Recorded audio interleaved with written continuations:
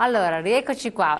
Cesare, a lei la risposta alle Allora, due la prima è la provocazioni. signora Nadia, che ringrazio delle parole di stima, come ringrazio la signora Bruna, e 2 voti più o meno sicuri, mi pare, insomma, partiamo già da una buona base. Vabbè, insomma, chi si Se accontenta. hanno famiglia anche di più. Anche a famiglia ci mancherebbe anche altro. E, beh, i soldi li prendono sempre dagli stessi, non li prendono da chi effettivamente avrebbe il dovere di contribuire al buon andamento del paese. Quando la signora Nadia diceva che adesso gli anziani, ma questa è una verità, è un dogma, non si comprano più le medicine, è calato in maniera incredibile il consumo dei farmaci in Italia, quelli a pagamento. Perché? Perché non hanno più i soldi per comprarsi, non si curano. Cioè, c'è stata una diminuzione di cure dentarie dei bambini del 35% in Italia nel 2012, mi pare, o nel 2013, non ricordo. Perché? Perché non hanno più i soldi per fare prevenzione. Dove li prendono i soldi per pagare le varie, non so, le capogruppo di un consiglio regionale in Liguria che con i soldi nostri pubblici si comprava il push-up per tenere sul seno? Dove li prendono i soldi? Li prendono dalle nostre tasse, no? Ma non li prendono dalle grosse industrie, quelle che magari sono capitanate da, non faccio nomi, ma solo cognomi, da Marchionne, che fa la residenza della società. Lui ha la residenza in Svizzera, la società è trasferita in Belgio, in Olanda e in Inghilterra, pagheranno le tasse. È questo che alla signora Nadia, e penso anche alla signora Bruna, non vada più bene. Ma loro sono il popolo, noi siamo solamente la voce, cerchiamo di fare il megafono del popolo.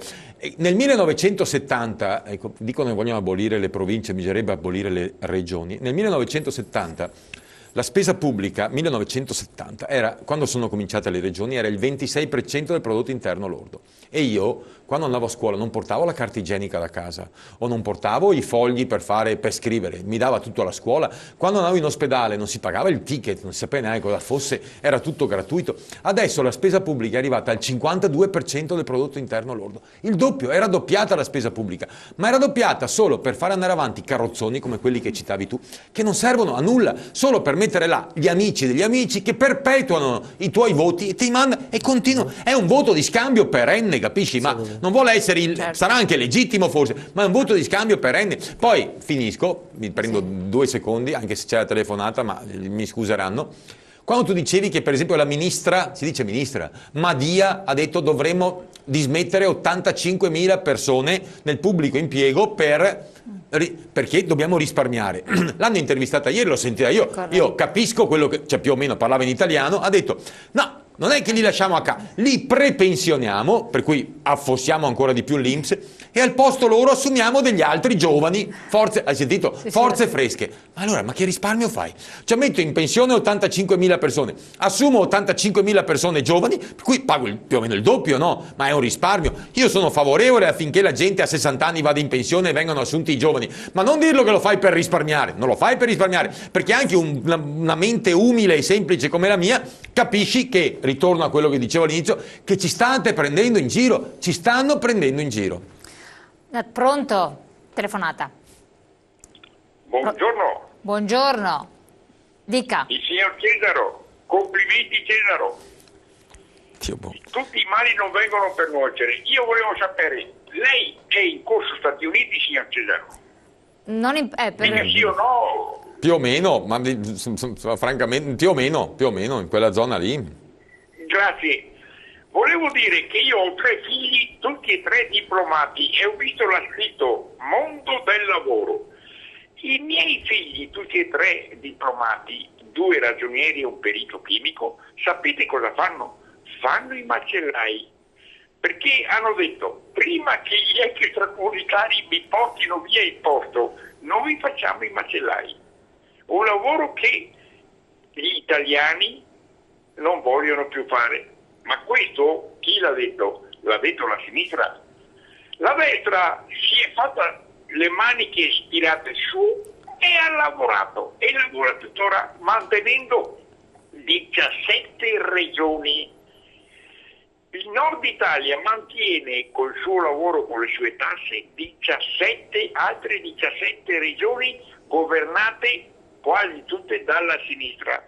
Vedi le province, vedi le regioni e vedi i comuni.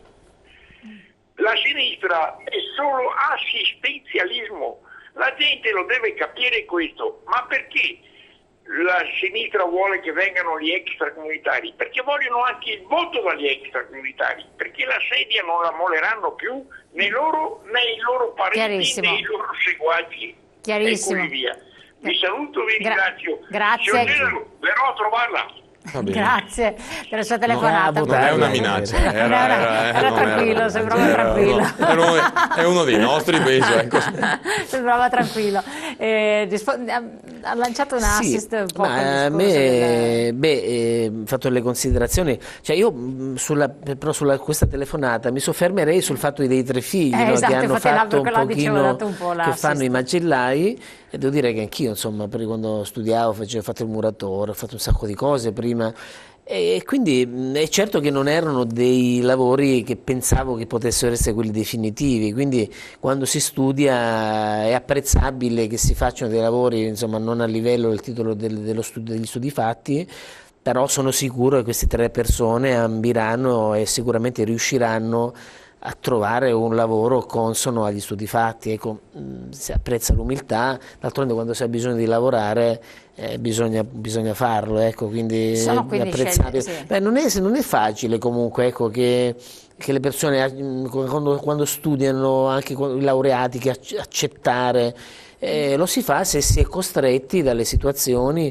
ripeto, con la speranza poi comunque di avere dei ruoli consoni, quindi certo è l'umiltà comunque nel lavoro deve esserci sempre, ecco, essere umili, essere disponibili a fare anche in un'azienda, quando si entra, qualcosa che non si ritiene sia il punto di arrivo, se di punto di arrivo possiamo mai parlare in questo mercato in continua evoluzione, credo che sia un aspetto caratteriale importante. Questo è un consiglio.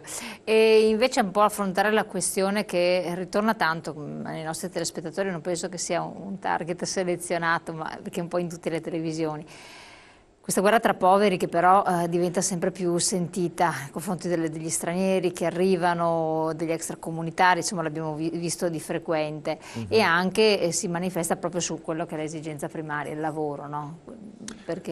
E allora l'imprenditore però, e qui le chiedo anche a lei come imprenditore, stessa cosa anche sposato, però l'imprenditore è il primo che ha preso persone che venivano dall'estero in condizioni di difficoltà per pagarle di meno.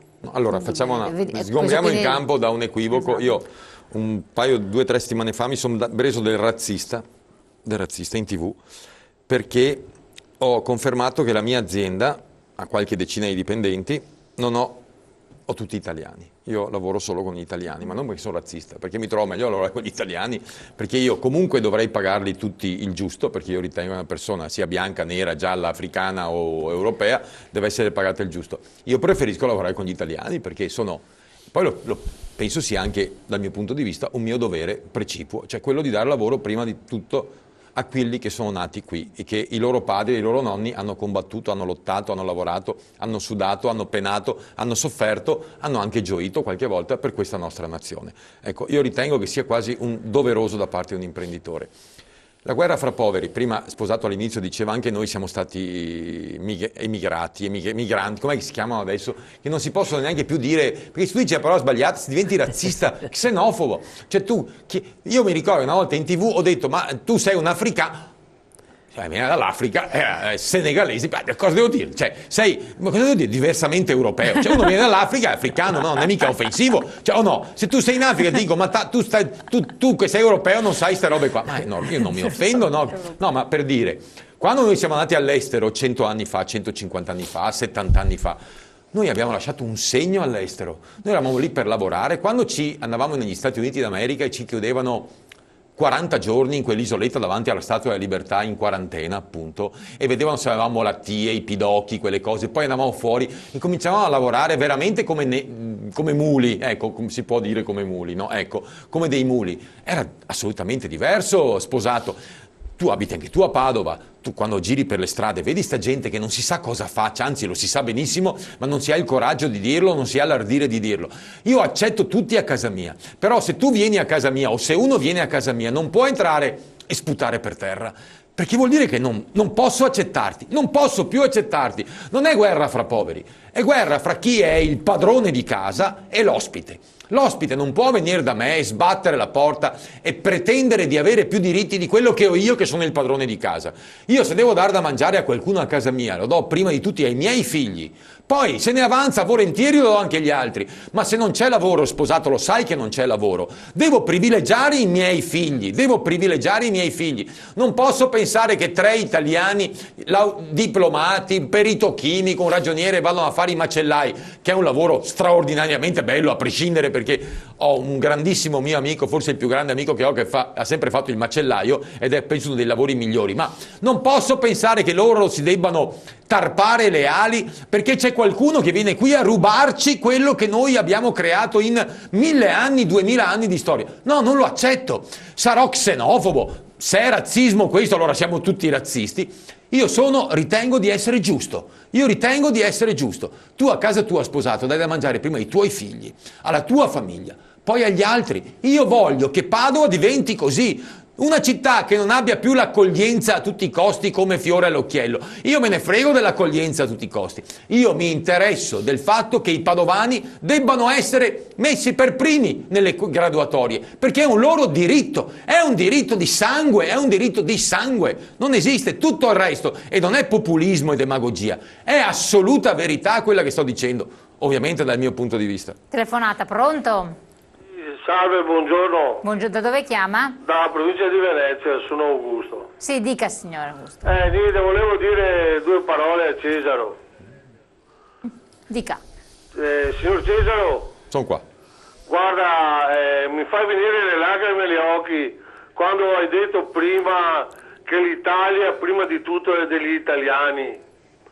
Perché hai non una ragione, ne hai 56 milioni di ragioni.